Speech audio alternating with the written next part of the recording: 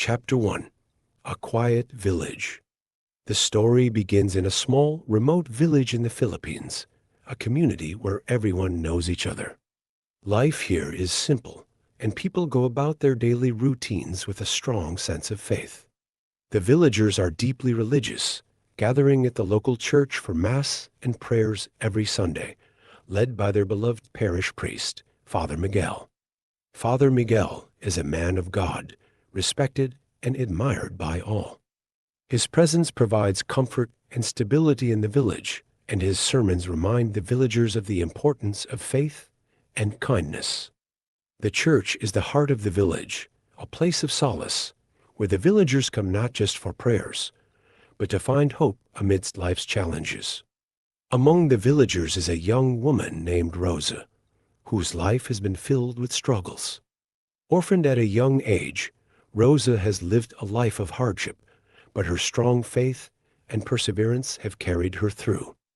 She's known for her kind heart and selflessness, often helping others in the village. However, Rosa has a secret, a burning desire for something she has been praying for all her life, a miracle. Chapter 2. The Miracle. One day, something extraordinary happens in the village. During Mass, Rosa suddenly collapses in front of the altar. The villagers rush to her side, but before anyone can react, Rosa begins to speak in a strange, unfamiliar voice. Her eyes, wide and glowing, are fixed on the crucifix, and in a trance-like state, she utters words that shake the village to its core. "The Virgin Mary has spoken to me." She says a miracle is coming. The news of Rosa's vision spreads like wildfire, and soon, people from nearby towns begin to arrive, curious and hopeful for a sign. Some are skeptical, thinking it's a mere hallucination or an attention-seeking act, but many believe Rosa's message.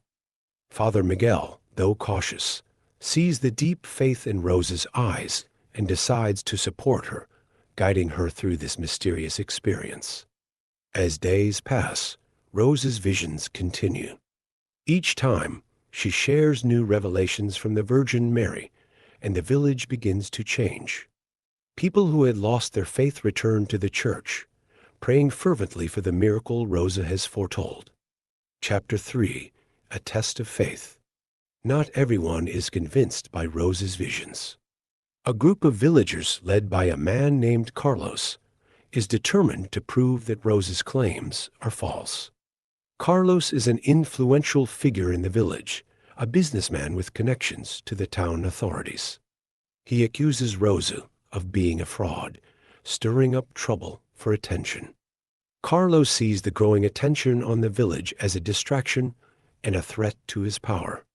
As tensions rise, Father Miguel finds himself torn. He wants to protect Rosa, whom he believes is a sincere and devout woman, but he also fears for her safety. The villagers are divided, some seeing Rosa as a messenger of God, while others call her a liar. In this time of uncertainty, Rosa's faith is tested. She continues to pray and receive visions, but she knows that the path ahead will not be easy. Chapter 4. The Pilgrims Arrive. Despite the skepticism, word of Rosa's visions spreads beyond the village. Pilgrims from all over the country begin to arrive, hoping for a miracle. The small village becomes a bustling place of worship, with people coming to pray, light candles, and ask for healing. Some claim to experience miraculous recoveries from their illnesses after praying at the church, fueling the belief that Rosa's visions are real. With the influx of pilgrims, the village sees economic growth, but also new challenges. The local government takes notice, and soon, national media outlets arrive to cover the phenomenon. The once quiet village is now the center of attention, and Rosa is thrust into the spotlight. While some see her as a saint, others, like Carlos, continue to accuse her of deception. Chapter 5. The Crisis of Belief. As the village's fame grows, so does the pressure on Rosa. The media scrutiny becomes overwhelming, and rumors begin to spread that Rosa is profiting from the attention. Carlos seizes the opportunity to further discredit her, accusing her of manipulating the villagers and pilgrims for money. Father Miguel, who has been a pillar of support for Rosa, begins to doubt. He sees the division in the village and the strain on Rosa, and wonders if perhaps the visions are a test not of faith, but of endurance. Torn between his duty to the church and his responsibility to the people, Father Miguel prays for guidance. Rosa, too, begins to question her own experience. The visions become less frequent, and she feels the weight of expectation on her shoulders. She wonders if she's truly been chosen, or if her mind has played tricks on her. The village, once united in faith, now feels divided, with Rosa at the center of the storm. Chapter 6. The miracle unfolds. Just as doubt seems to consume the village, something unexpected happens. One evening, as Rosa prays alone in the church, she is visited by a vision more vivid than ever before. The Virgin Mary appears to her, bathed in a brilliant light, and reassures Rosa that the miracle she has spoken of is not one of grand spectacle, but of faith itself. The next morning, Rosa gathers the villagers and pilgrims at the church. She tells them that the miracle is not about physical healing or wealth, but about restoring their faith in one another. She speaks of love, kindness, and unity virtues the village had lost in the chaos of the last few months. Moved by her words, the villagers begin to reconcile. Carlos, who had led the opposition against Rosa, is deeply affected by her message.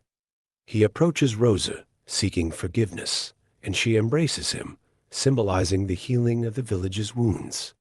Chapter 7. A New Beginning. The village returns to its peaceful state, but with a renewed sense of faith and community. The pilgrims continue to visit, not seeking miracles of grandeur, but to pray and reflect on their own lives. Rosa, no longer burdened by the weight of expectation, lives quietly, dedicating her life to helping others and spreading the message of faith she once received. Father Miguel, having witnessed the power of belief and the resilience of the human spirit, finds peace in his own doubts. The village, though forever changed, remains a place where miracles large and small continue to unfold, not through visions or spectacles, but through acts of kindness and love. The true miracle, as Rosa had come to understand, was the restoration of hope and unity in the hearts of the people. And that in itself was enough.